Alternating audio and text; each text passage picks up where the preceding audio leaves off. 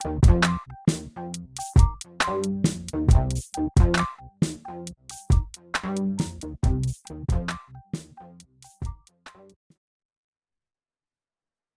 right. So yes, essay structure, thesis statements, thought organization, the key ingredients you should have. Now, no matter what kind of paper or written correspondence you're working on, whether it even be a memo at work or that school paper or research, these are things that you should always have. You should always have an introductory paragraph. Sometimes I see some work where people just dive into talking about any given topic. And what you want to do with that introductory paragraph is really prep your audience, your reader, for what you are about to engage in. Next, you should definitely have body paragraphs.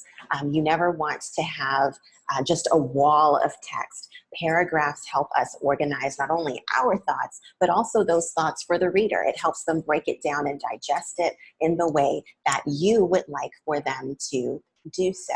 See someone looking for thought structure first time on Zoom. Sorry. No worries, April, you're totally fine. If anyone ever has a question about how to utilize the Zoom system, feel free to also ask me that as well, and I'll pop over and answer your question. All right, so let me minimize that. So yes, your body paragraphs organize thoughts not only for you, but for your reader, because you don't want them to be confused. And you should always have a conclusion paragraph, okay? Sometimes I can see some work where an argument is flowing, it's going great, and then it just drops off, okay? Even if you're watching a film, you're looking for how is it going to end? How are we wrapping this up? How are we making it neat and tidy with a bow? So make sure you have your conclusion paragraph. Also, internal citations. This is geared for high school and up, so I'm assuming I'm operating off of the fact that most of you are familiar with some of these things. But in addition to having a works cited or reference page at the end of your paper, reflecting everywhere that you have gathered all of your knowledge to help you build this argument, you need to have internal citations. I had some people ask about help with citations. The best thing that I can do on this broader, grander scale that is outside of a tutoring setting is to send you to the resource that I use all the time. All the time. I tell my students about it, because here's the deal. When you are in school, or maybe you write for many different fields of study, maybe you've got MLA citation format, you've got APA citation format, you've got Chicago style, Turabian, and it seems like there's always something new being added. Purdue OWL, if you just Google Purdue OWL and the citation method that you need, it'll have a sample paper for you to look at to show how to do internal citations. It will have every scenario possible for if there's two authors, one author, no author, a website, a podcast. These days, there's all kinds of digital resources you may be using that may not have been in existence before, such as a podcast or something like that. They will be able to tell you how to cite those things internally and at the end in your reference page. Per writing style. So again, Purdue OWL, Google Purdue OWL for that. Now on the micro level, what we need to make sure our papers have, let me minimize this so it's not in my way. We need to make sure that our introduction has the thesis statement. Now this was a big point of urgency for many. Our thesis statement, our key argument that is nestled into our introduction. So what are the elements of a good thesis statement? A thesis statement should avoid stating the obvious, okay? It should be making a claim that is unique unto you, what you have found with evidence, research that you have been doing. What did you see in it? That is what separates scholarly papers, scholarly journals. Any given number of people may conduct research on the same thing. It's about what that person sees. So you want it to not only say what your argument is, like, let me say, actually, oh, we have a new participant joining in. Okay, I have a sample paper here that I'm going to pull up. So this sample paper is a dramatic criticism essay. All right. And I am going to test you guys really quickly. Hello, Alina, thank you so much for joining. In this intro paragraph here, which sentence in here is the thesis statement? Okay, if you just in the chat type the first few words of what you think is the thesis statement in this paragraph.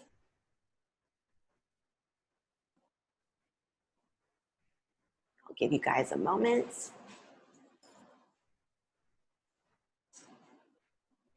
Type, please, the first few words of what you think is the thesis statement in this paragraph. Okay, we've got one answer.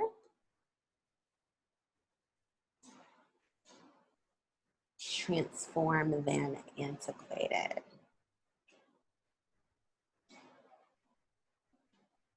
Yes, that sentence. The last sentence, absolutely. And here's another point, absolutely.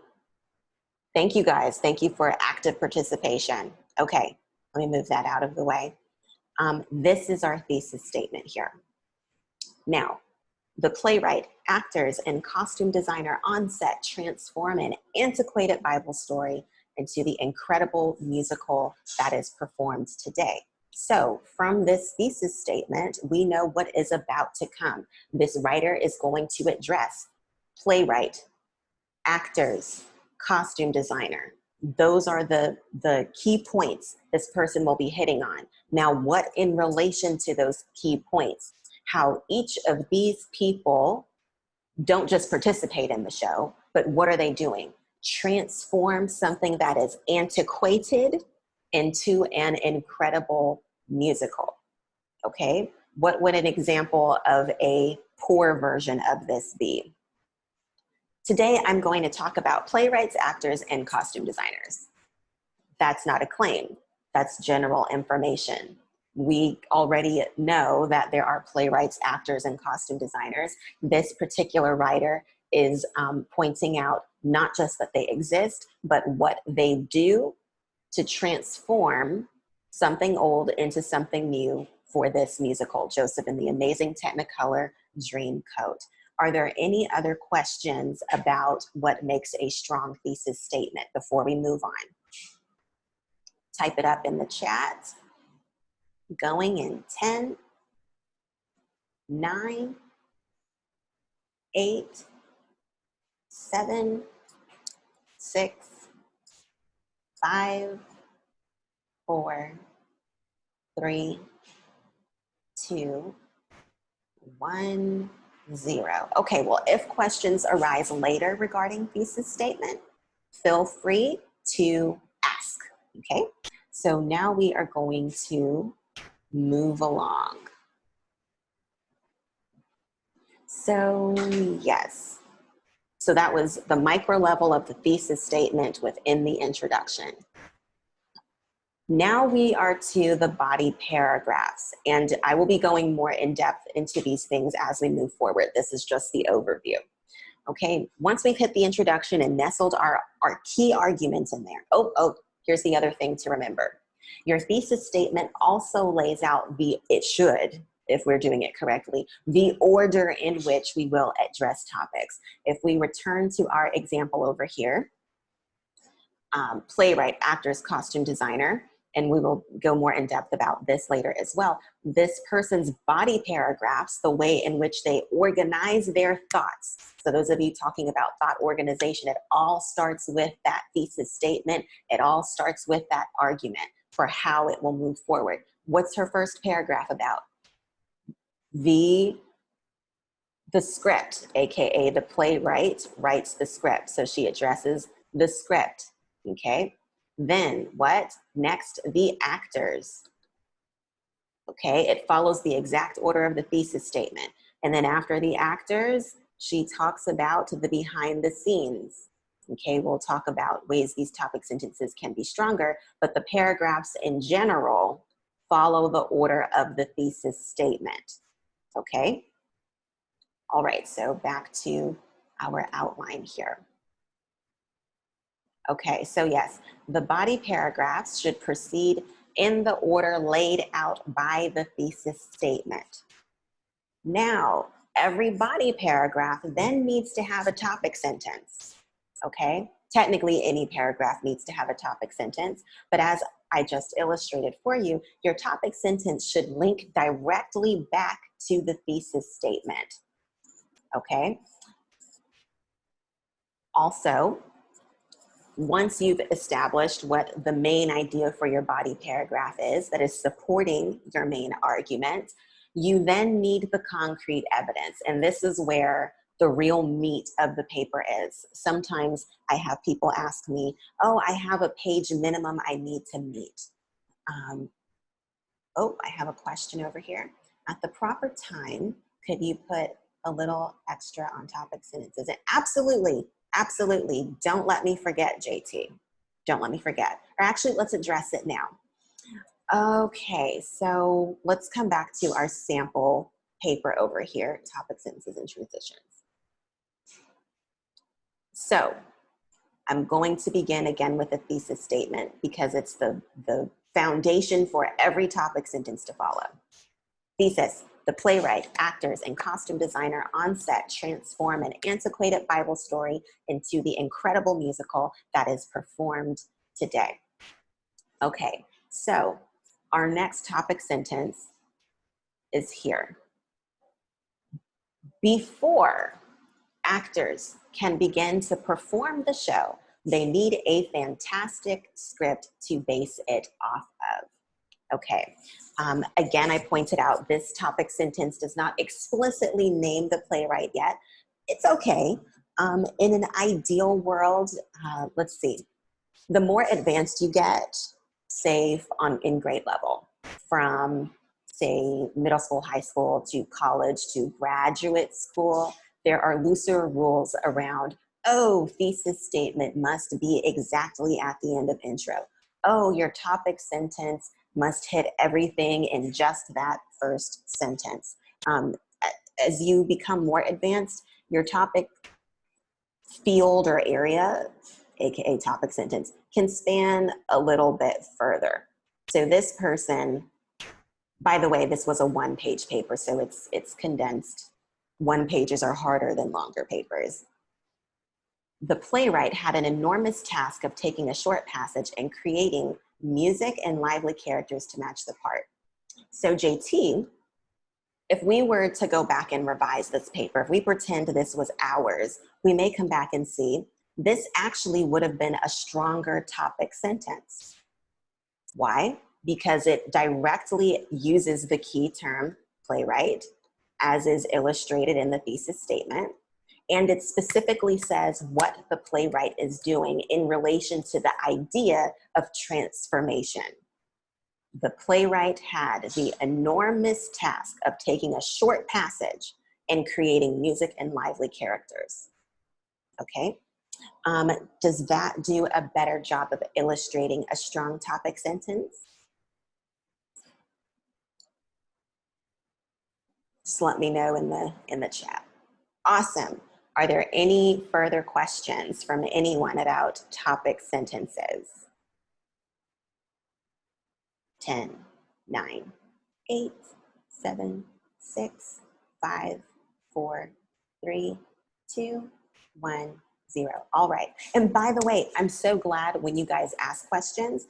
There's nothing, I know even I can sometimes get nervous about asking something, and we sometimes psych ourselves out, but at the end of the day, this is knowledge that you need, and don't walk away without something you need. So thank you for your questions.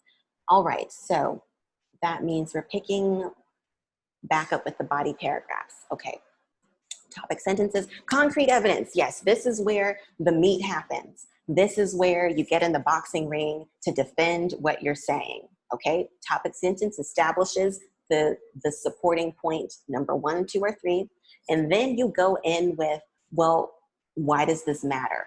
All right. This is also where you get the length out of your paper as well. When people go, oh my gosh, I need to have 1,000 words, I need this. The more evidence you have, the better off you are. And not just because of length, it looks like, and not looks like, you show that you know what you are talking about. So strong, concrete evidence is textual evidence, okay? What have you read by what author that is supporting what you have to say? Now, in our example, it's a little different because this person is writing about their experience as a show. It is set as what they feel about something, but they still must support it. They can't just say the playwright did a great job. They have to say an example of supporting evidence. By the infusion of music with a syncopated rhythm, the playwright transformed the text by giving it XYZ type of feeling through XYZ type of method with the music, okay? You see how specific that is, even though they're referencing their own experience, okay? When it comes to, say, a literary analysis, what is it about the novel you have just read? What is it that the author has done that is supporting the point that you need to make? Okay. And for your concrete evidence, you generally want to have 2 or 3 examples per body paragraph, AKA main point. If you just cite one thing, it's okay. It's fair on a scale of fair to good, better, best. Okay. But 2 to 3. Now that then comes with my next point down here. I will get back to the concluding and transitions. When you infuse your textual evidence in the form of a quote or a paraphrase, this is where those internal citations come in. And let me just show an example of an internal citation. So let's come over here to the, really quickly, I'm just curious, type in the chat for me. How many of you were familiar with Purdue OWL already?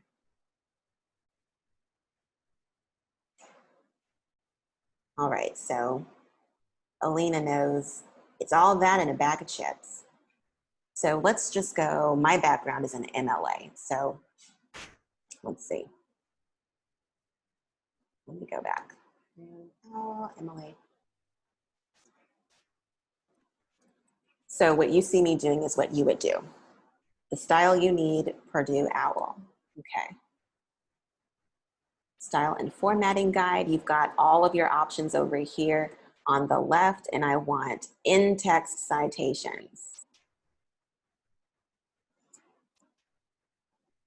Okay, I need to get some of this out of the way so you guys can see.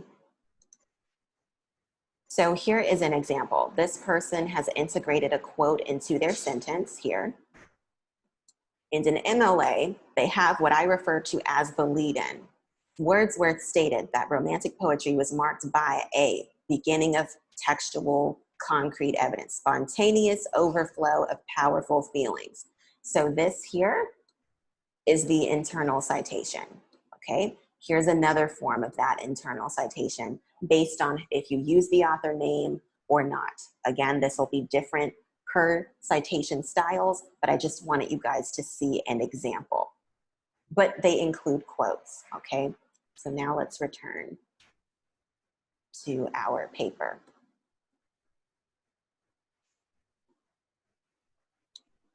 Over here, our outline. Move this. Okay.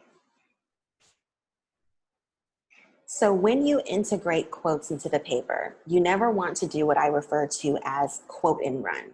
Sometimes I will see someone, okay, William Wordsworth was a great poet. And then they just drop a quote, like a hunk of text from Wordsworth, and then just go on to something else. This is why Wordsworth was a great poet. No, no, no, no, no, no, no. So when I say lead in to the quote, a lead in can be in the form of a few words before you integrate the quote.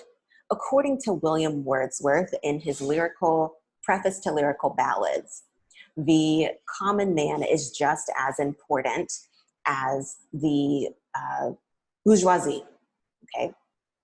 Then Wordsworth, next sentence, Wordsworth states, comma, quotation mark, you go into the quote. So in essence, on the macro level and micro level, you always introduce whatever you're about to say. Now, after you give the quote, the next thing you want to do is have a sentence or two that expounds on that quote. The next sentences after your quote should explain it further, break it down, and then say how it is relevant to the argument that you are making. All right? So this then builds the paragraph if you do enough of this. All right, so are there any more questions about integration of concrete evidence into the body paragraph and how that should work and what it should look like? As I look out for comments in the chat, your body paragraph should look like a topic sentence. What is it doing? It's introducing the key idea for that paragraph. You then have your lead in. What is the lead in? A sentence that is broaching or bringing up a piece of concrete evidence to support your main idea, okay? Then you have the concrete evidence, the quote, or your paraphrase. And let me say, even if you paraphrase an author or paraphrase a source, you still need an internal citation, okay? And we know we can learn how to do those for any writing style from Purdue OWL.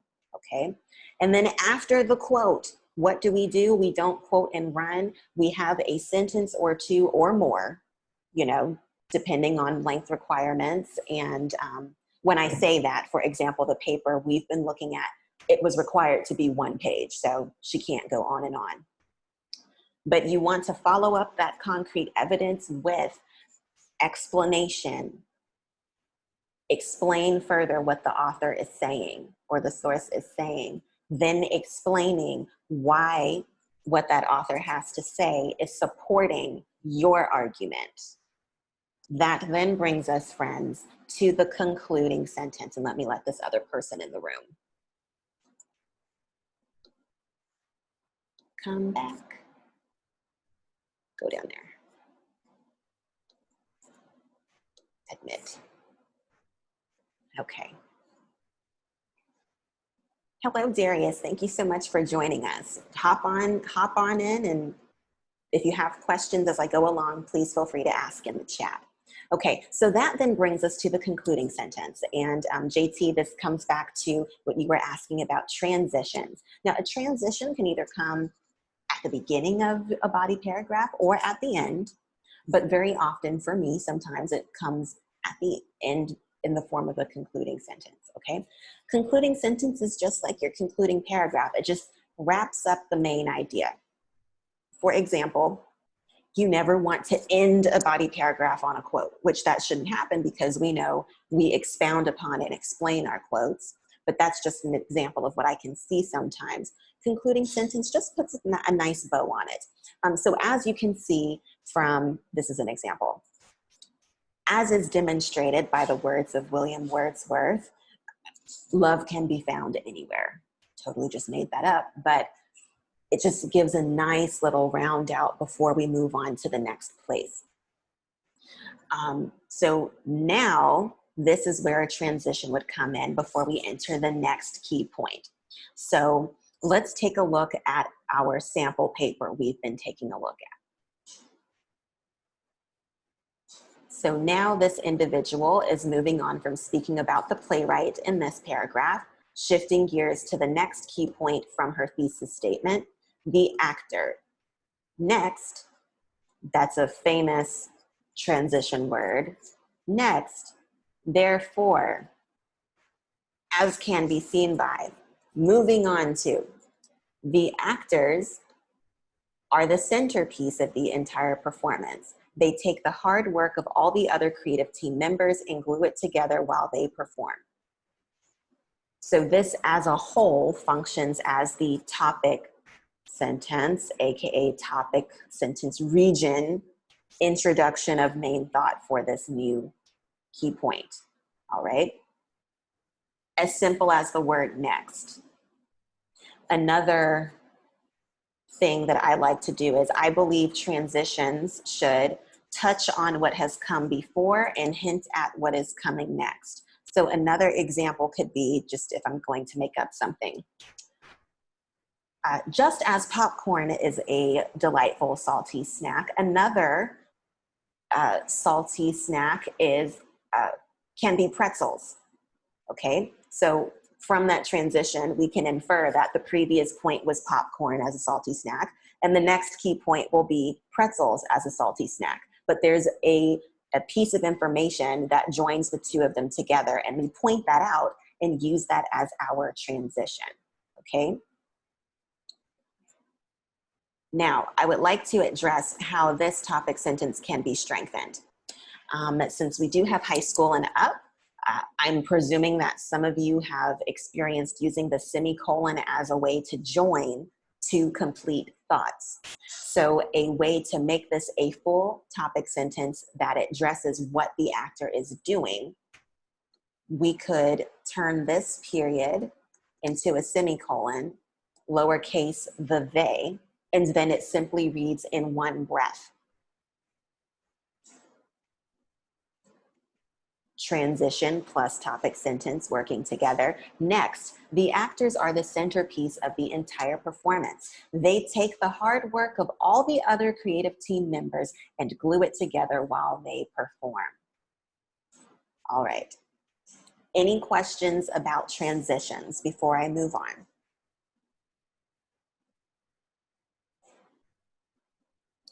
Going in 10, 9, 8, 7, 6, 5, 4, 3, 2, 1. All right, I'm gonna undo that so I don't have the original. Okay, back to our outline there. So then we discussed the quotes, and now the conclusion. The conclusion is always rough. It's always hard, because what our conclusion paragraph at the end of the whole paper, we've explained everything already, but for some reason, the writing world decided conclusion paragraphs are super important, okay? So we must have it. We are recapping everything we have said without saying it all over again. So I'm going to actually come back to our sample paper again and take a look at the conclusion here, which I think does an amazing job. It is amazing, here's where we are. It is amazing how many different moving parts must come together in order for a performance to succeed. While the majority of the play is spent focused on the actors and the actresses, it is the small details that truly make an incredible performance. In this show, it was this attention to detail that allowed it to shine. The dance moves, the costumes, the songs, and the lighting all collaborated to create a musical to remember.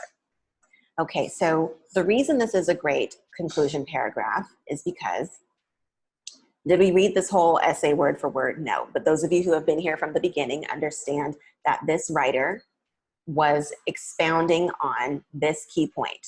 And hang with me, we had someone join in a bit later, so I want to hit the thesis statement again. The playwright, actors, and costume designer on set transform an antiquated Bible story into the incredible musical that is performed today. That's the key idea. Boom. If your paper is functioning correctly, if you write nothing else down today, write this down. If your paper is functioning correctly, you should be able to read your thesis statement and then go read the topic sentences of every subsequent paragraph, and it links right back. But we know that this person addressed playwrights, actors, costume designer.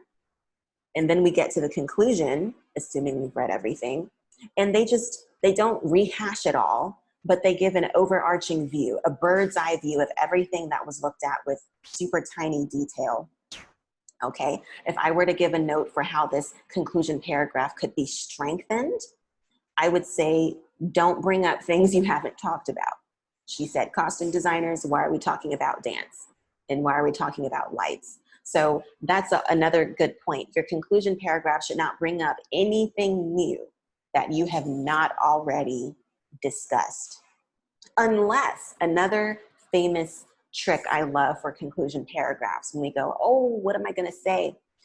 Think about how what you have discovered and explained and pounded out with your argument, how can that then be applied to future research or something else? What does what we have learned in this paper, how can we apply it to some other area of the field we're discussing?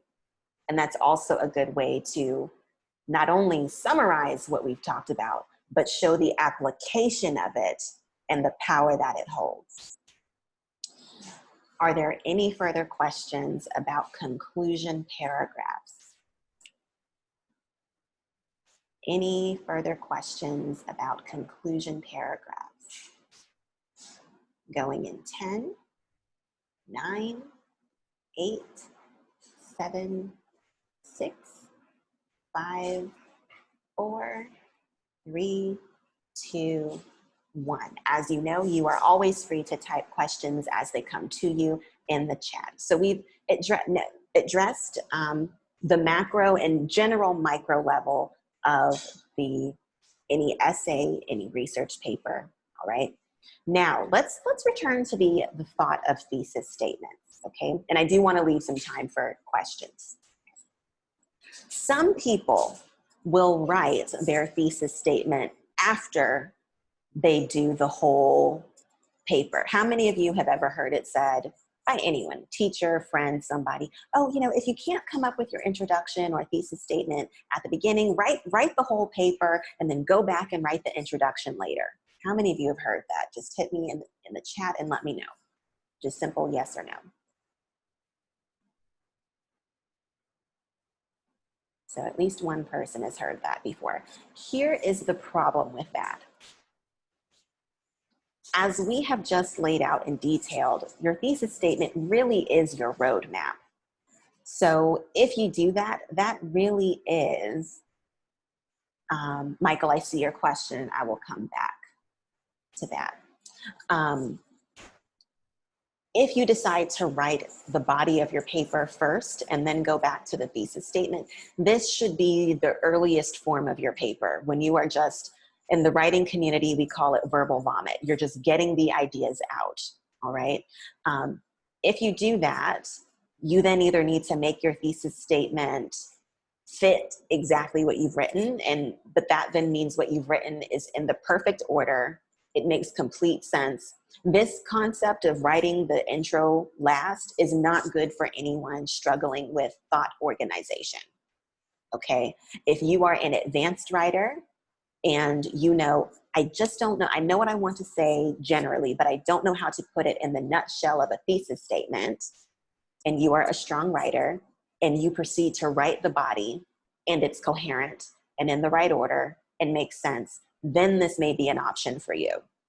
All right, but generally speaking, you are better off if you figure out the thesis statement first, because here's the deal. The thesis statement is what you're talking about. So if you haven't pinpointed that, and as you get more advanced, especially with research and that kind of thing, literary analysis, literary theory, all this, you need to know exactly what you're saying. And when you have that, boom, boom, boom, as we just saw, every topic sentence, then every next body paragraph, you know what you're about to say, okay? You know what's gonna happen. And then when you know, your writer knows. All right, now let's get to these questions over here. We're using a semicolon, or should you be consistent? Michael, can you expound on your question a little bit? I think you're asking about semicolon usage. You can unmute yourself and just ask. And to know how to unmute yourself, if you simply put your mouse over your window, you will see a microphone with a slash. If you click on that, or you should see an option to unmute yourself. Yes. When using a semicolon or a comma, should it be consistent throughout your paper? No, you do not always have, let me preface this. If you decide to use semicolon like once, you don't have to feel compelled to, anytime you're joining two complete thoughts, you must use a semicolon. In fact, it's the opposite. it's a way to diversify your writing. Okay. Okay, does that make sense? Mm-hmm. Yes, it does. Thank you. Absolutely. And thank you for your question. That's kind of what was cautioned. JT, was that your response to why you should write your thesis statement first? Because it can end in disaster. True, yes, yes. Okay, April, this is why I am here. I find research for topic and shake my head and constantly rewrite it. Absolutely. Okay, so April, you were here mainly from the beginning. So are there any further questions or things that I can hit for you in terms of helping you prevent having to rewrite over and over? April, you can unmute yourself if you like. Hi, yes. Thank you. I think you had, put the nail on the coffin with how you responded to that. I think I'm a nurse, so I'm writing more medical research things and in APA. However, I find that there are a lot of semicolons and they can be confusing following the thought. So I try not to use them because I get confused. And when I'm reading the research, so is there a rule or should I just tend to kind of stay away from them, or what's the situation there? Absolutely, and thank you for your question. So when it comes to semicolon usage, my general thought is if you feel you have a command of it and when it is appropriate, go for it. It's a great tool. The semicolon, the comma plus conjunction, straight up period to end your sentences, all of these things work together to diversify the reading experience. However, if you are not feeling confident about when it is or is not appropriate, I would say abstain, because you don't want your professor to get you, it's very common these days that professors not only grade for the content, but also how well something is written in the grammar. So if you're feeling shaky on it, abstain. Don't do it. That's what I would say for that. Now for the rewriting, I'm hoping that the point I made about really nailing that thesis statement, and then literally the topic sentence of every following body paragraph should link directly back to support that. That should keep everything organized. And then as we expounded upon, once you hit those topic sentences, you're going into, for you, since it's research, you're quoting all kinds of people, journals and this and that. It should then build out in such a way, if you grab it by the horns from the beginning to be organized, it should keep you from having to do as much rewriting later. Does that part make sense? When is a good time for when is it? Okay, so yes, when is a good time for a semicolon? So let me just scroll down here and write a good old example for us. Super simple. I went to the store. I bought apples and pears. Okay, we can join this. The semicolon is for joining two complete thoughts, AKA two complete sentences, AKA we have a subject and a verb. All right, so I went to the store, I bought apples and pears. We can join this with a semicolon because they're two complete sentences. I went to the store, I bought apples and pears, okay? Now it does occur to me, there are other uses for the semicolon. If you have, let's see, if you have a long series of things. So if you say, I bought apples, oranges, and grapes, this is a series. Let me just add another one.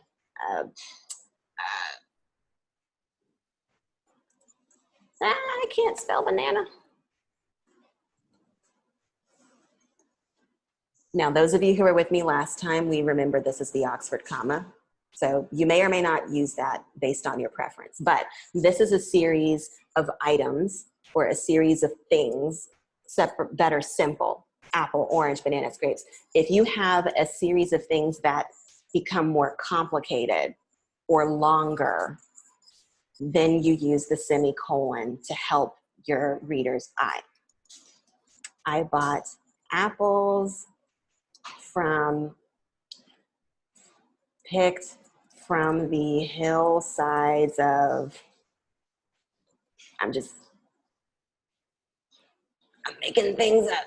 Okay, I bought apples picked from the hillsides of Versailles, oranges from the orchards of Florida, your bananas kissed by the gods. Okay, if you start putting all of that kind of description that de-simplifies the list, that is when you want to start using the semicolon. Does that make sense? Those are the grammatically correct uses of semicolons. Okay, all right. Colors, caution. Okay, so now we'll go back to the other just general things to look out for. So basically, I strongly suggest that start with your thesis statement because it will save your life and save you time.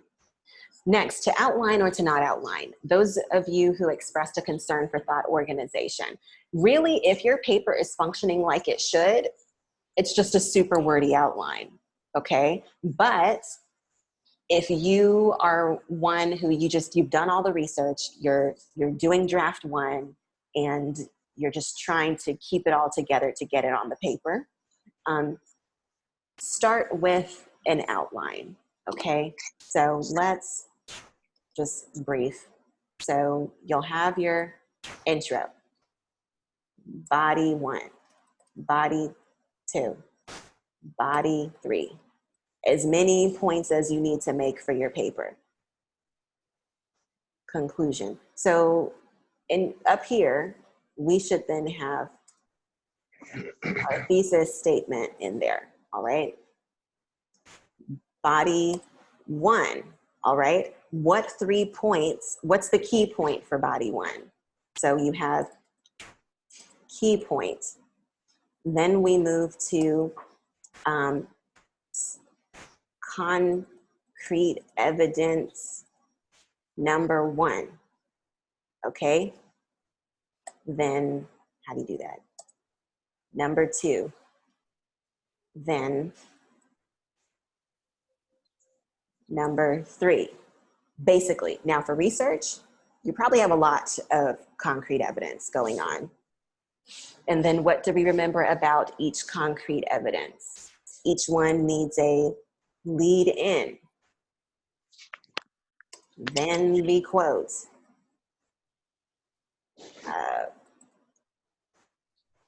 paraphrase from source, then the follow-up, that is expounding, explaining, connecting point from author to our argument. Okay. All right. So now this comes to the next point when I say gather up your key points in advance. So it's really important. Sometimes I will have, since I work a lot with undergrad students, bless their hearts, who will try to write the paper without doing any reading.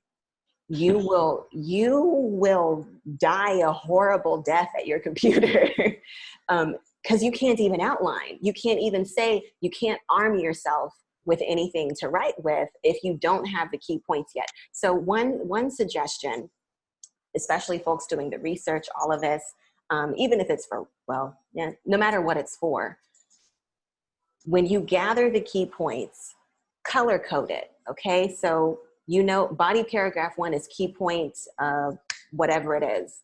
Find all the evidence from source 1, journal 2, article 3, newspaper 4. Gather up all the evidence, and then, you know, slice out, highlight.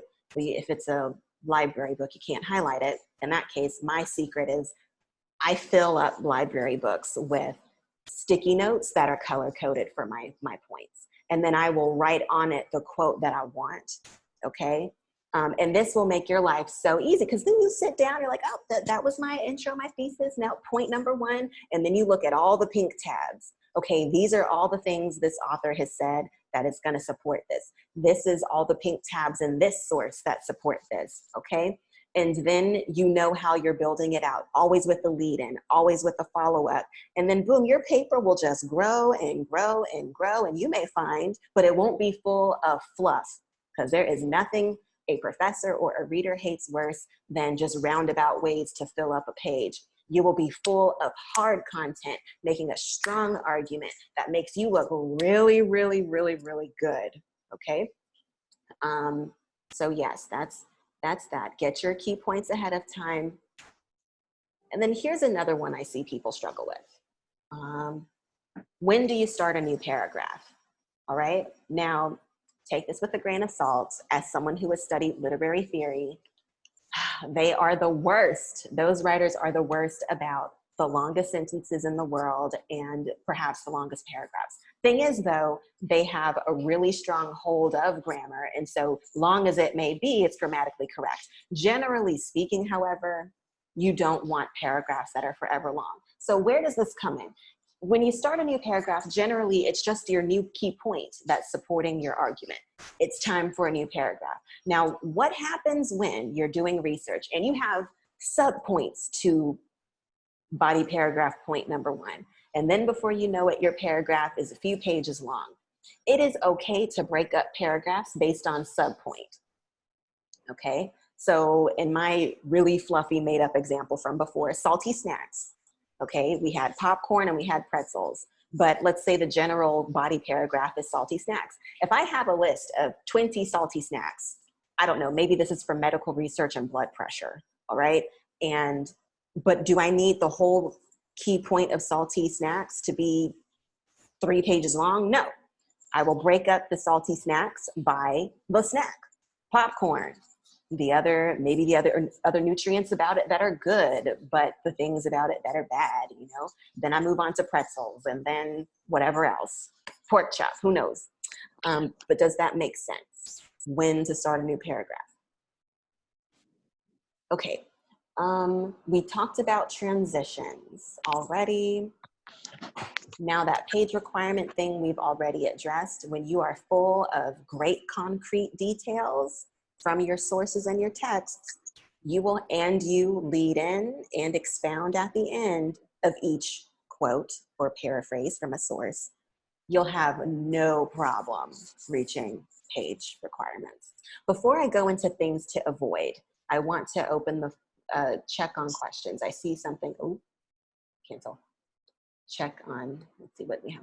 Back in my day, they used to say 20 words per sentence, 2 to 3 sentences per paragraph. It's easier to do in less formal works, but it can be difficult in technical works. Advice. Okay, so thank you again for this question. There are all kind of, you're right. Generally speaking, the shortest a paragraph should be is like 2 to 3 sentences, okay? 20 words per sentence. I've not heard that one, but there are these general rules out there about, ooh, your paragraph, the smallest a paragraph should be is 2 to 3 sentences. A healthy paragraph is 5 to 6. When you start getting advanced, since this is the high school and up, those things, especially like grad school and up, those kinds of things start to go out the window, and it's about the things I'm telling you about. The organization, making sure you break up paragraphs in a way that makes sense by new key point or new key point subpoint, okay? So that would be my advice on that. You cannot, especially by the time our friend April, who's doing the research, I really bet she does not have paragraphs that are like 2 to 3 sentences. They're probably really big and complicated. Okay. Yeah. Okay. Do you have a more specific question about those minimums? Think of it kind of like blood pressure. They say average blood pressure is 120/80. but everyone's normal can be a little different. It's just a general rule. For us to have the advanced upper level people in here, you will probably not really ever follow small stipulations like that. Okay, so things to avoid, and feel free, I'm gonna wrap up with this, and if you have last questions, please pop them in the chat and I will address them. Things to avoid, which we kind of talked about this already. Paragraphs longer than half a page. Generally avoid that, okay? Avoid finding the longest way to say something just to reach a page requirement. It'll drive your reader crazy, it'll drive your professor crazy, like we start getting bristly because we know exactly what you're doing. Okay, we address don't quote and run, all right? If you were with me before, you know about the run-on sentences. If you see complete thoughts, as we are advanced, our sentences will get longer, but we've got tools for how to appropriately link complete thoughts in a sentence. The comma plus conjunction, and we have the semicolon that we discussed today. And also, it's also a good idea to generally try not to put too many thoughts or details into any given sentence, okay? Especially if you feel a little shaky in the area of some of those punctuation. When in doubt, use a period. Have a complete thought, rope it off with a period, call it a day, okay?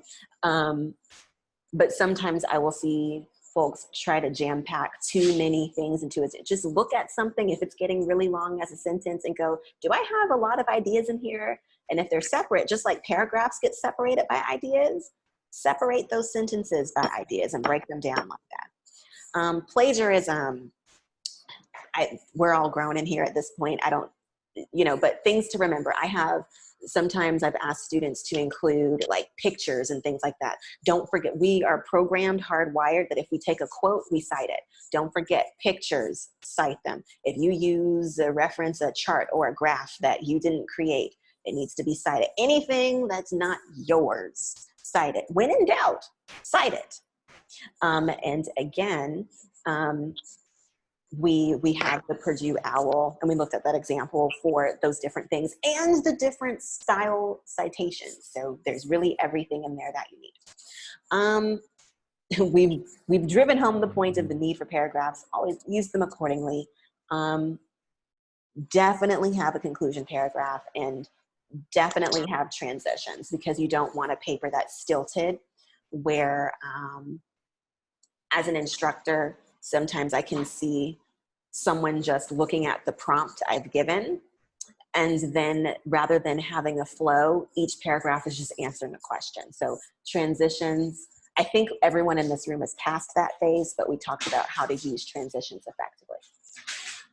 Guys, that covers everything I was going to cover. I'm gonna unshare my deal here where I can look you guys in the eyeballs. Did I?